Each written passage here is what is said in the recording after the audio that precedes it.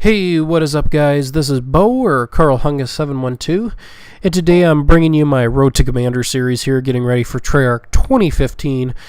Definitely went through my prestige here. I'm bringing you the highlights because there were a few rough matches where I had problems with connection and lag, and my shot was just kind of shit, so I definitely can bring them to you if you want. Guns up. Make fun of my missed shots, but anyways, in this video here, I end up going 38-5. Really strong kill confirmed game with the Peacekeeper silenced here. And I love this gun. This was such an underrated gun in this game. So good. Good range, great handling weapon, really smooth, easy to use.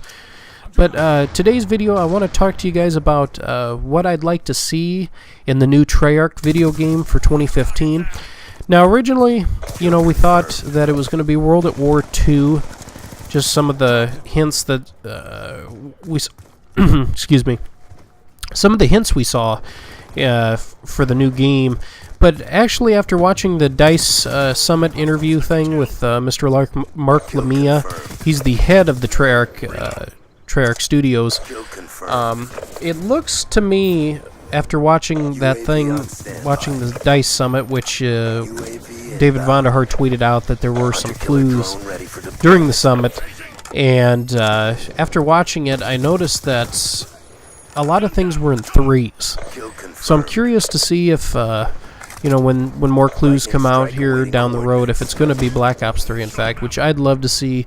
I love the Black Ops series. This is what I got started on. Black Ops 2 was nearly perfect for me, other than a few problems here and there, which is going to happen in any game. Nothing's perfect. Oh, look at that sniper miss there. But yeah, there was just a few things wrong with the game. Other than that, I thought it was such a good, solid game and such a step forward in the series. And then the next two games that came out were kind of a disappointment for me anyways, but that's for another video. But I wanted to tell you guys just some of my opinions on what I think need to be in the next Treyarch game to make it successful. I'm pretty sure they already know this and things like that, but I just wanted to give you guys my opinions.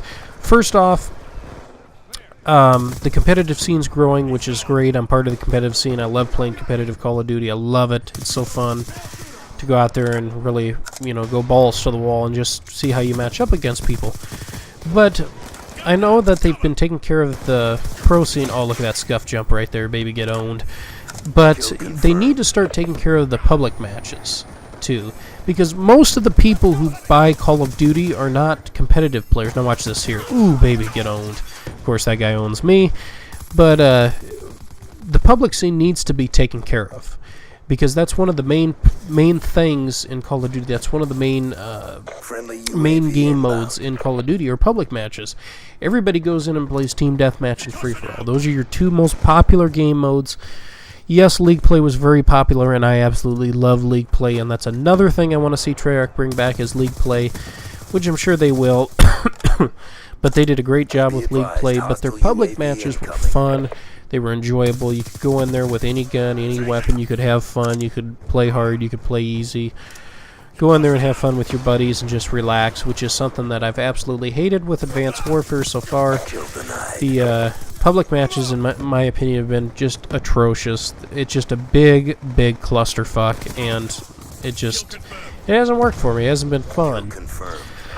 Gun balance is definitely another thing. Treyarch also did quite well with that with Black Ops 2. There were so many viable weapons in the competitive scene, from the MP7, the Scorpion, the MSMC, your assault rifles, the AN and the M8. I even saw a few people, I think, use the SCAR a few times. The SWAT was definitely a viable weapon, and then you had the DSR and even the pistols. The pistols were completely viable, and the Remington shotgun.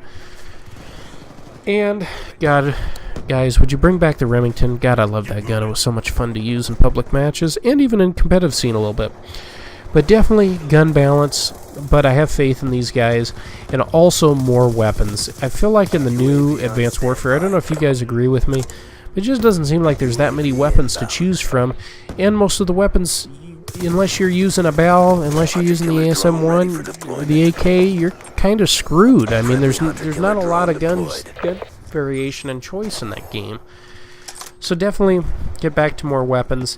One of the big things I think that's hurt Call of Duty these last two Call of Duty cycles have been the score streaks. The score streaks, in my opinion, have been pretty atrocious for the most part. In Black Ops 2, they were so fun to use. Your high streaks, your middle streaks, your low streaks, they were all fun. You know, you could run UAVs, counter UAVs, lightning strikes, hellstorms, anything like that, and get quite a few kills out of it on the lower end. And then you could work your way up to VSATs, dogs, swarms. I mean, they were fun. They were fun to use. They were, you know, they rewarded you. You felt good getting these kill streaks, score streaks, excuse me. Definitely, I'm hoping they bring back the classic mode. I don't want any more exosuits.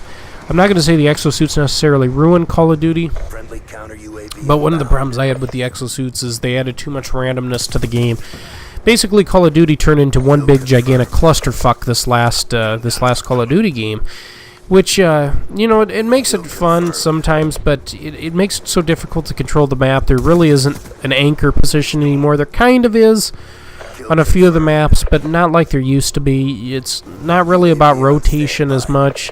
You can kind of get away with just being a pure slayer, and because it's just such a fast-paced clusterfuck, it's I don't know. To me, it's not as skillful as it used to be.